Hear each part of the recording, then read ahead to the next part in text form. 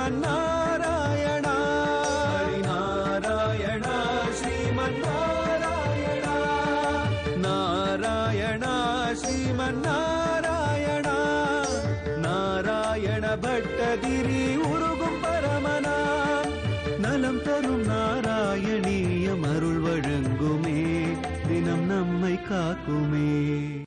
ஸ்ரீ விஷ்ணு சித்த குலநந்தன கல்பவல்லி ஸ்ரீரங்கராஜகரி சந்தனயோகதிருஷ்யாம் சாட்சாட்சமாம் கருணயா கமலாமிவான்யாம் கோதாமனன்ய சரணம் பிரபத்யே. நாராயணியத்தினுடைய 29வது தசகத்தை தன்வந்திரி பகவான் அமிர்த கலசத்தை கொடுத்தப்புறம் என்ன ஆச்சுன்ற ஒரு பரிணாமத்துல பட்டத்திரி துவங்க இருக்கார். அதற்குள்ள நாம் இப்போது தரிசிக்க வேண்டிய திருக்கோயில் நம்ம எல்லாருக்குமே கவனத்தில் இருக்கு. தமிழ்நாட்டில் வந்தவாசியிலிருந்து காஞ்சிபுரம் செல்லக்கூடிய மார்க்கத்தில் சுமார் 20 கிலோமீட்டர் தூரத்தில் அமைந்திருக்கக்கூடிய அழகிய கிராமம் ஆக்கூர்.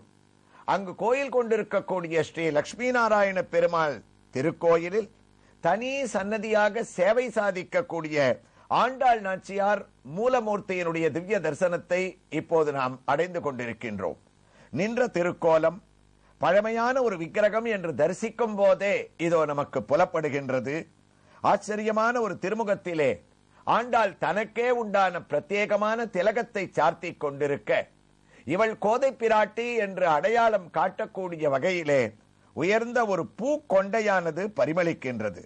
கையிலே கிளி இல்லாமல் ஆக்கூர் ஆண்டாள் தாமரை பூவைத்தான் தாங்கிக் கொண்டு வங்க கடல் கடைந்து கேசவனாக மாதவனாக லக்ஷ்மி அடைந்த லக்ஷ்மி நாராயண பெருமாளை பாடி பலனடையும் ஆண்டாள் தரிசனம் நமக்கு பல பல பலன்களை அளிக்கின்றது.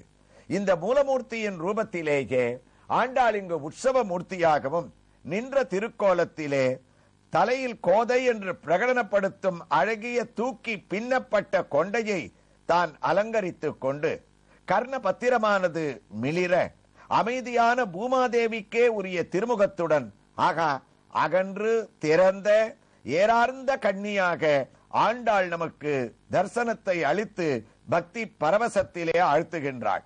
பூமாலையினை சார்த்தி கொண்டு நமக்கு எங்கும் திருவுரல் பெற்று இன்புற எம்பெருமானுடைய திருவருளை அடைய ஆண்டாள் நாச்சியார் மூலமூர்த்தி உற்சவமூர்த்தி ஆரத்தியோடு அவளிடமிருந்து நாம் உத்தரவு பெற்றுக்கொண்டு இங்கு எழுந்தருளி இருக்கக்கூடிய தனி தாயார் சன்னதியான அம்புஜவல்லி தாயாரின் திவ்ய தரிசனத்தை அடைய துவங்கிவிட்டோம்.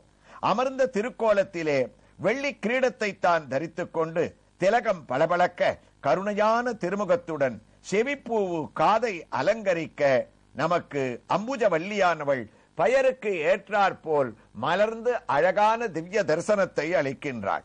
கல் பதிக்கப்பட்ட மாலைகளையும் பூமாலைகளையும் சார்த்திக் கொண்டு சேவையளிக்கக்கூடிய தாயார் பச்சை வஸ்திரத்துடன் உயர்ந்த திருமாங்கல்யத்தையும் அணிந்து கொண்டு அம்புஜவல்லியினுடைய திவ்ய தரிசனம் மூலமூர்த்தியோடு இல்லாமல் உற்சவமூர்த்தியும் நமக்கு சேவையை அளிக்க துவங்கிவிட்டாள். அழகான ஆச்சரியமான ஒரு திருமேனி தலவரலாறானது கூறுகின்றது. இங்கு வசித்த குங்குமம் ஸ்ரீ ஏஎஸ்வி வரதாச்சாரியார் சுவாமி அவர்களுடைய ஒரு சொப்பனத்திலே குழந்தை பாக்கியத்தை அவர்கள் பெரும்படியாக ஏற்பாடு செய்ய செய்து தன்னை இங்கு பிரதிஷ்டை செய்யும்படி இந்த உற்சவமூர்த்தியானவர் கூற அவரால் பிரதிஷ்டை செய்யப்பட்ட உற்சவமூர்த்தியாம். ஆச்சரியமான திருமேனி, அமர்ந்த திருக்கோலம், கிரீடம், கண்கள் அகல விரித்த அமைதி தவழக்கூடிய திருமுகத்தினுடைய ஒரு சேவை, 4 திருக்கரங்கள், 2 புஜங்கரையிலே உயரமாக தூக்கி தாமரை பூவைத்தான் தாங்கிக் கொண்டு கவச்சங்கள் சார்த்தப்பட்ட அபயஹஸ்தம், வரத்தை அளிக்கக்கூடிய வரதஹஸ்தம், திருமார்பிலே சூரிய பதக்கம், இவைகளெல்லாம் மிளிர நமது எல்லா குறைகளையும் தீர்ப்பவளாக அம்புஜவல்லி நாச்சியாருடைய மூலமூர்த்தி உற்சவமூர்த்தி திவ்ய ஹாரத்தியோடு நாராயணியத்தின் நாம் பார்க்கடலுக்கு 29வது தசகத்தின் முதல் ஸ்லோகத்தை நாராயண பட்டத்திரியும் துவங்கிவிட்டார். குருவாயூரப்பா, உத்கச்சதஸ்தவகராத் அமிர்தம் ஹரசூகோ தைத்யேஷுதன் அசரணன் அனுநீய தேவன் தத்யஸ்திரோததித தேவபவத் பிரபாவாத் உத்யஸ்வயுத்ய கலக திதிசா பபூவுகோ தன்வந்திரி அமிர்த கலசத்தோடு தோன்றினார்.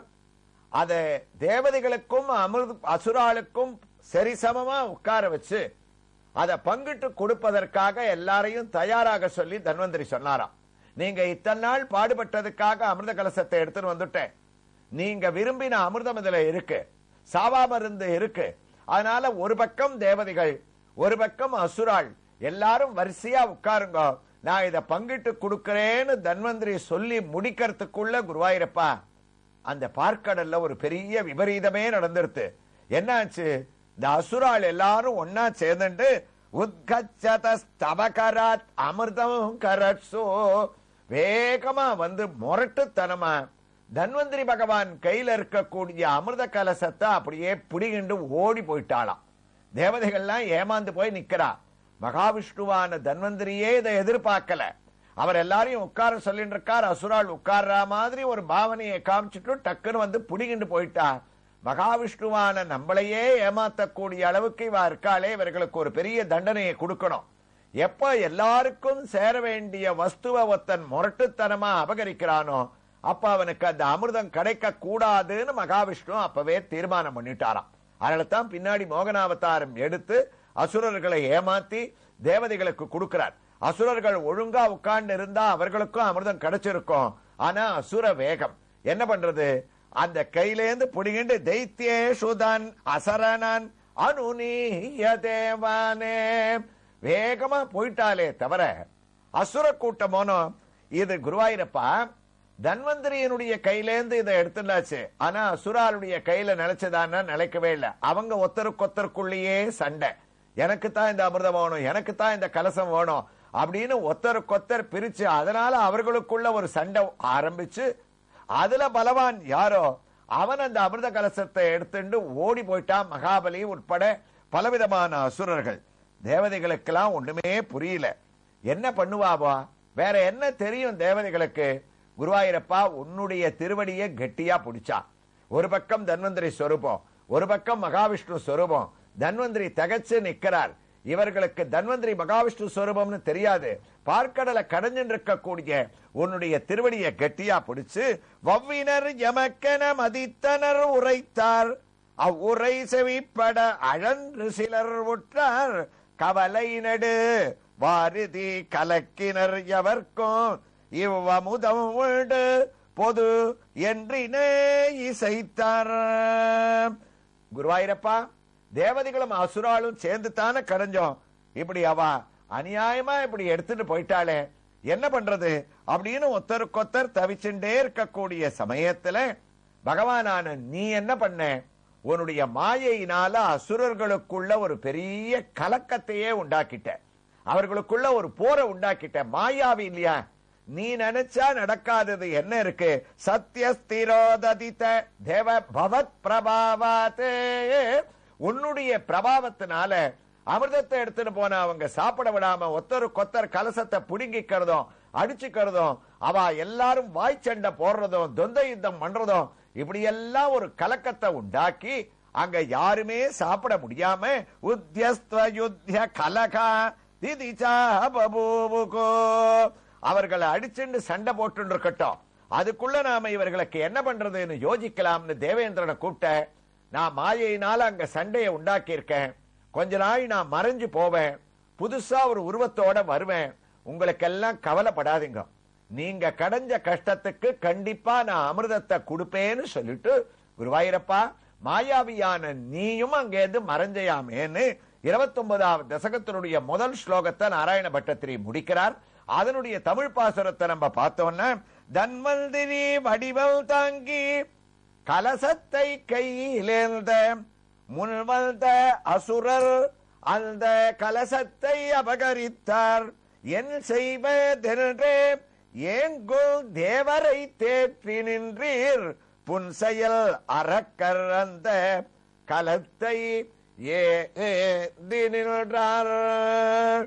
அடுத்த க்ஷணம் நீ மறைஞ்சு தேவதைகள்லாம் என்ன பண்றது இப்படி ஏமாந்து போயிட்டமேன்னு தவிச்சுட்டு இருக்கான்னு அடுத்த பரிணாமமாக 29வது தசகத்தினுடைய 2வது ஸ்லோகத்தை சம்மோகனம் மோகனாத் காந்தம் காந்தி நிதானத்தோப்பி மதுரம்னு குருவாயூரப்பா நீ அழகுக்கெல்லாம் அழகு, ஒளிக்கெல்லாம் ஒளி, மோகனத்துக்கெல்லாம் மோகனம், சுந்தரத்திற்கெல்லாம் சுந்தரம்.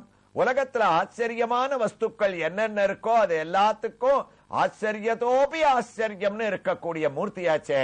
அதனால நீ அடுத்ததா மோகனாவதாரம் எடுக்கணும். பெண் வேஷம் பூண்டு அசுரர்களை அதுல மயக்கி அமிர்த கலசத்தை திருப்பி வாங்கி தேவதைகளுக்கு மாத்திரம் அதை விநியோகம் பண்ணணும்னு நீ ஒரு தீர்மானம் பண்ணிண்டு அடுத்த நிமிஷமே அழகா ஒரு மோகனாவதாரம் எடுத்து வந்தையாமேன்னு 29வது தசகத்தினுடைய 2வது ஸ்லோகத்தை கம்பீரமா ஆரம்பிக்கிறார் குருவாயூரப்பா. சியாமாவும் ருச்சாபி வயசாபி தனு ததானியோ பிராப்தோசி துங்க குச்ச மண்டல பங்குரமுத்வமோ பீயூஷ கும்பகலகம் பரிமுஷ்ய சர்வே திருஷ்ணா குலாகா பிரதியுகோ தொதுரோஜ கும்பே.